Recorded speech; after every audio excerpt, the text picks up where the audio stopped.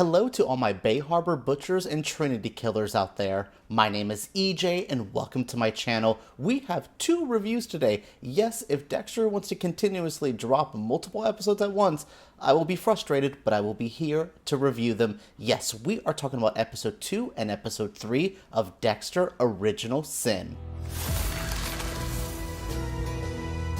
Seriously, if we weren't dropping 2 episodes for the premiere, why are we doing it randomly on this Friday for episode 2 and 3? I will say, though, they were kind of a complete package. I think maybe that is one of the biggest reasons, is that these 2 episodes were very much like one went into each other. If that's going to be the whole motif of the season, where like every episode kind of continuously rolls into each other, that will be fine, but I do have to brace myself for these double reviews. Yes, 2 episodes at once, and I liked both episodes. They definitely were kind of focused on the loan shark, scenario we had to deal with. We also have what seems to be our overarching story for the season with the judge's kidnapped kid. Will there be more kids? Will we figure out who's doing it? I still think Patrick Dempsey. I don't know. Sorry, McDreamy, but I'm going to blame you for everything. You were the killer in a recent movie. You are creepy in real life. No, not really. I'm sorry, Patrick Dempsey. I would never say that. But you just have this swag, this energy that is a bit unsettling. And maybe it's just my fear of cops, but I don't trust him.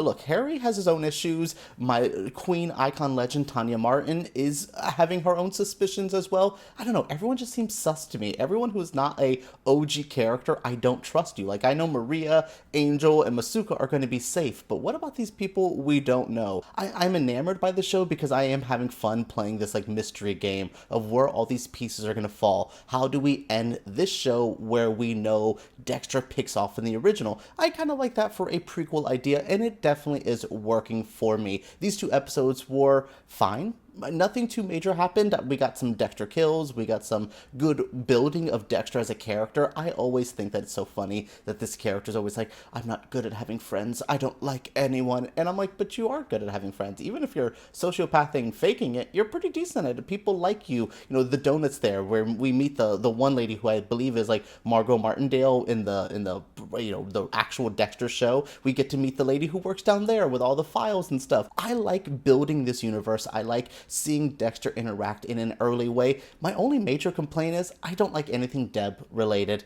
I didn't like Deb in the original show. Jennifer Carpenter's cool. Emily Rose, Exorcism of Emily Rose, girl, I was there. White Chicks, I was there for my girl. But her as a character, never liked Deb. Do not like teenage Deb. Do not like young Deb at all. When we go to high school, when we're at a pawn shop, I'm just like, all right, this is maybe the time to pull out my phone and just scroll around. Sure, it's tying into everything, with the earring story and all that this episode. I get it. I just don't have time for Deb. I barely have time for the Harry flashbacks of dealing with Dexter's mother. A larger connection there. That does kind of explain why he does pick up a random baby and oh yes, I need to save Dexter from all of this, but I won't save his older brother, which ends up being a killer later on. Anyways, yes, these 2 episodes really to get into the season are great. We had a solid premiere, but these are the real nitty-gritty. To me, the show really starts with these episodes, and overall, like I said, fun start, fresh start. Now let's get into the first episode. Let's get into episode 2 that we saw today, and it's Kid in a Candy Store. We pick off almost immediately where we left off. Dexter seems like he's in mid-rotation for this episode. And yeah, we're instantly getting him and Tanya Martin kind of bonding, getting to see her boss-like role here. I love Sarah Michelle Gellar in this show so much. She's just so effortlessly cute and charming and fun and seems to be a good boss lady. I believe her in this role. I very much like it. So yeah, Dexter is finding his place in this intern police world. He's on the crime scenes and making references, and they're all dogging him. He's trying to build a bond with all of them, and I believe it, and I think it's sweet, and I think it's endearing. We're seeing the early blood spatter analysis stuff from him as well, so I'm intrigued by what they're doing here. I definitely found it to be worthwhile, and I found myself oh, this is what connects to this is this. So, we're getting all the nostalgic, the memory berries that we have coming in, but the real story it seems like this season to me is this missing kid who gets his finger chopped off at one point. He's a son of a judge, and this is, you see it looming in the background. Then it definitely by episode 2, episode 3 of this, it becomes the main story, because we're just oh, a finger's involved now. So yeah, we're seeing all this kind of looming. We're getting Dexter kind of find his place in the world, he starts bonding with Angel Batista. And I love these two together. I really love the actor who plays Angel. He feels so much like the original actor. It's kind of wild. It's kind of weird. Like, all of the casting has felt pretty on point. I don't really like the Deb actress for what she ends up becoming, but like, it's crazy to see this. And we're seeing Dexter and Angel bond.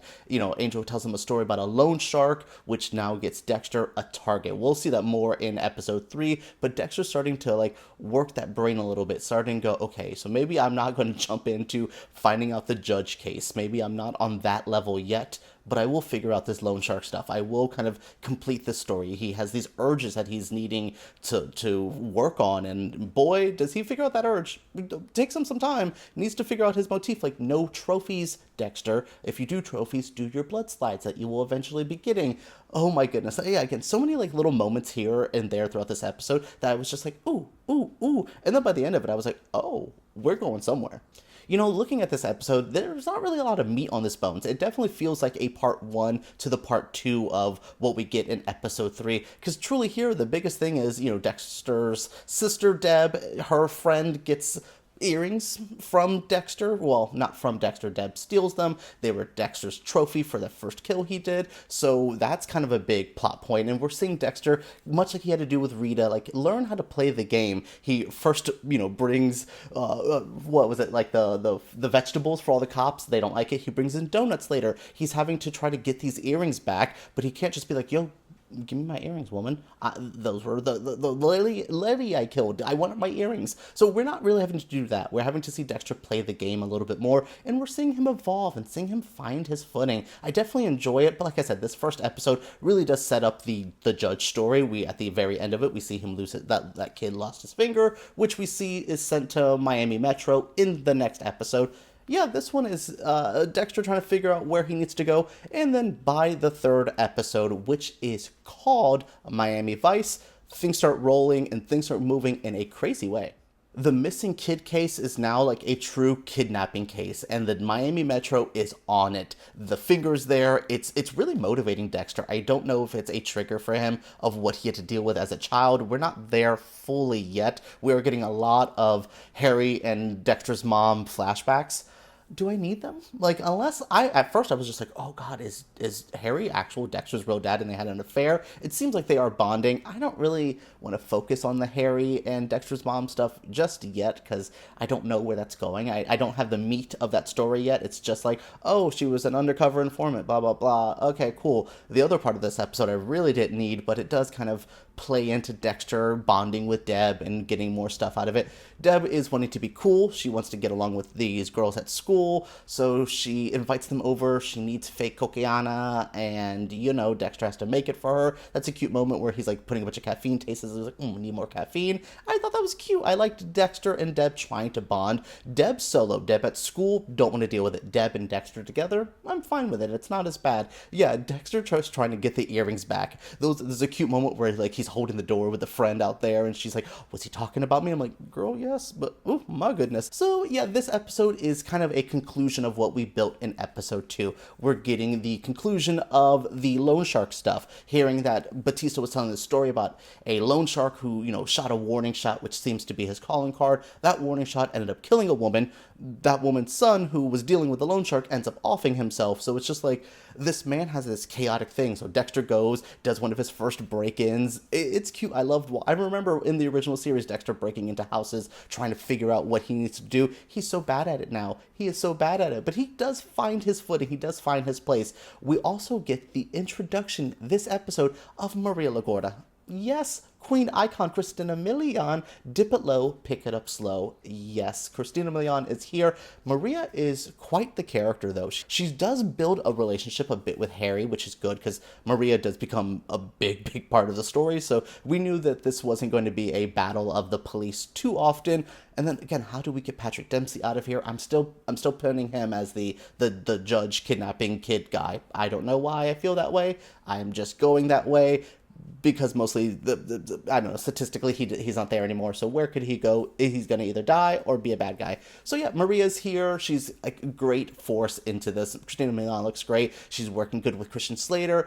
This is a fun build of this episode. I'm starting to really get it. And then we get a Dexter kill at the end. And I'm like, ooh, That's good. So Dexter wants to get his second kill, but he does have to make sure he works with the loan shark guy. It's one of the first time he goes undercover, gets a fake ID from Masuka, which is great. Love that moment. I love, again, Tanya in the other room. Like, I can hear what you guys are doing. Cute, cute, cute. So yeah, Dexter does an investigation to make sure that this is the right guy. He gets shot at. He gets a loan. Dexter ends up tying him up at the end. And I like it. I like what Dexter does in this moment. Like, we see little things, like he's throws a ball at the killer or the loan shark guy, and he cuts his face, which we will see Dexter do time and time again later on, which that was always the part, like bro, kill me, but like, you're gonna cut my face? Ugh. Ugh, like, it always made me cringe. It's so funny that we get to see the origins of that. That is something I will say, is a lot of these episodes, at least the first 3 that I've seen, has been, oh, I know that. Oh, I know that. Oh, that's going to set up that. Is that good? Is that bad? It's definitely remember berries, that thing from South Park. I get, like, what it's making me feel, but it's working. I like what they're setting up. I like seeing that's what that's going to evolve into later. It works. I don't know what else to say, but I have been enjoying what they're setting up there. Yeah, we got to see Dexter get a kill. We're still working on what to do with that missing child. There is a lot of pieces still missing here, but I like it. I don't know. Tanya Martin's great. Sarah Michelle Gellar is amazing. I like the actor who plays young Dexter. He is so good. He feels like Michael C. Hall. It's weird. Yeah, I like these 2 episodes. They're not great. They're not perfect. They're not bad. They're just firmly in the middle. They're building up a good story. I definitely think the way the story's building, we're going to get a pretty good finale with all of the craziness that's being built up already. Well, that is my review of the first 2 Well, that is it for my review of these latest 2 episodes of Dexter. Episode 2 and 3 are in the can. What did you guys think of it? Like I said, I'm not really loving it. I'm not really hating it. It's a nice little winter show. I'm in the middle of all this, like, award show stuff. All the holiday stuff's happening. I just need a little nice Friday viewing, and Dexter Original Sin has been that for me. What did you guys think of these 2 episodes? What did you guys think of my review? Share your thoughts down in the comments below. Give me a thumbs up if you did enjoy, and make sure you guys subscribe to my channel for more videos like this. January, Traitors. If you guys are reality TV people, Traitors, I'm going to review it. I love that second season. It was amazing. I will be there for that. All right, guys, share your thoughts down in the comments below. What do you want to see on my channel? What do you want to see from Dexter Original Sin? All your thoughts right down there.